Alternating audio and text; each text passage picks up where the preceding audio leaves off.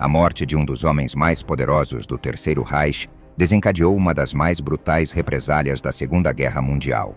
Em junho de 1942, a pequena vila de Lidice, na então Tchecoslováquia, foi escolhida para pagar um preço alto por um crime que seus moradores sequer cometeram. Em resposta ao assassinato de Reinhard Heydrich, as forças nazistas destruíram Lidice por completo, executando homens, deportando mulheres para campos de concentração e assassinando crianças a sangue frio. O massacre não foi um ato de guerra, mas uma demonstração de terror. Nesse vídeo você verá como o Reich transformou uma vila comum em um símbolo global da barbárie nazista. Em 27 de maio de 1942, quando dois soldados tchecos, Józef Gabčík e Jan Kubiš, treinados pelo Serviço Secreto Britânico, SOE, realizaram um atentado contra Reinhard Heydrich, comandante da Gestapo, arquiteto da solução final e então governador da Boêmia e Morávia. O ataque ocorreu em uma rua de Praga. Gabčík tentou disparar sua submetralhadora Sten, que falhou, e Kubiš então lançou uma bomba improvisada que atingiu o carro de Heydrich, causando-lhe ferimentos graves. O oficial nazista morreria dias depois, em 4 de junho, devido à sepse.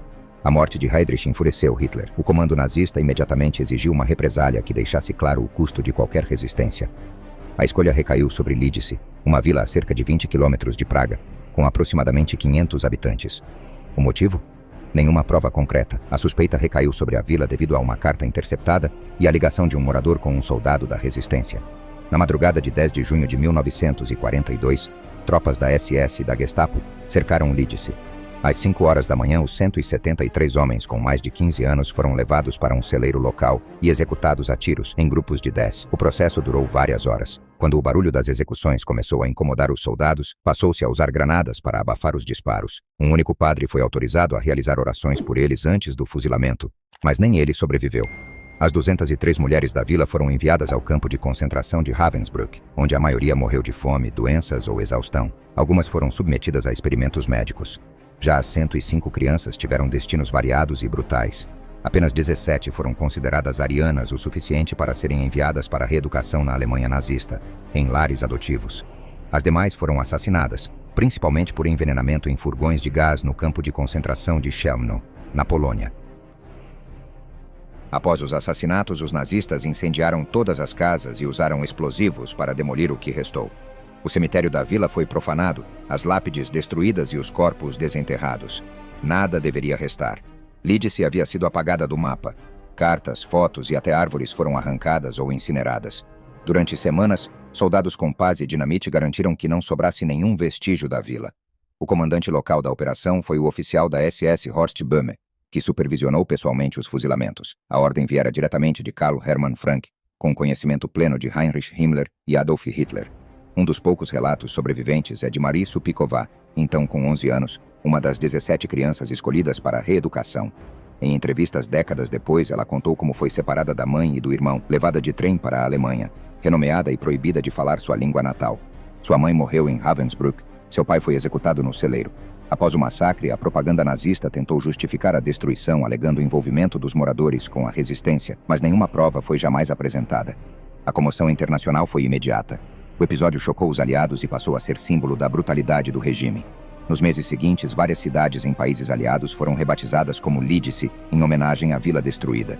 No Reino Unido, a cidade de Stoke-on-Trent inaugurou uma rua com o nome Lidice Way, e no México, Cuba e Venezuela, bairros inteiros receberam o nome da vila. Na Tchecoslováquia, a reconstrução simbólica começou ainda durante a guerra. Enquanto o terreno da vila original foi mantido intocado como memorial, um novo assentamento foi fundado a cerca de 300 metros, com auxílio de doações internacionais. Em 1947, esse novo Lidice foi oficialmente entregue a sobreviventes e seus descendentes. A justiça, no entanto, foi parcial. Muitos dos principais responsáveis haviam morrido antes do fim da guerra. Reinhard Heydrich, cuja morte desencadeou os eventos, foi enterrado com honras nazistas em Berlim. Horst Böhme, que coordenou o massacre, desapareceu nos últimos dias da guerra, com registros indicando que pode ter cometido suicídio. Já Karl Hermann Frank, um dos mentores da repressão na Boêmia e Morávia, foi julgado e executado em 1946 após os julgamentos de Praga, onde Lidice foi peça-chave da acusação. Durante os julgamentos de Nuremberg, o caso Lidice foi mencionado nos documentos como um exemplo de punição coletiva, prática expressamente proibida pelas convenções de Haia. A destruição de uma vila inteira como forma de retaliação sem processo legal ou conexão direta com o crime serviu de prova para os promotores da acusação de crimes contra a humanidade.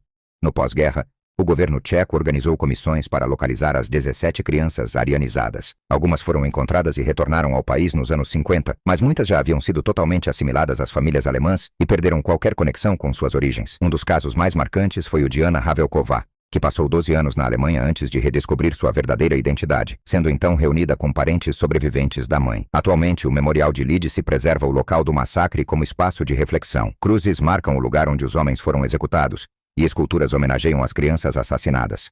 Um museu exibe documentos, fotos e objetos dos moradores. Em 1962, a vila foi declarada símbolo nacional da luta contra o fascismo pela então Tchecoslováquia. O nome Lidice não desapareceu como Hitler queria. Pelo contrário, tornou-se sinônimo de resistência e martírio. Em mais de 20 países, há placas, ruas e monumentos com o nome da vila. A destruição total pretendida pelos nazistas se transformou em memória eterna. Lidice é lembrada como uma cicatriz aberta no mapa da Segunda Guerra Mundial, e uma prova de que, mesmo diante da opressão absoluta, a história preserva os nomes daqueles que foram silenciados.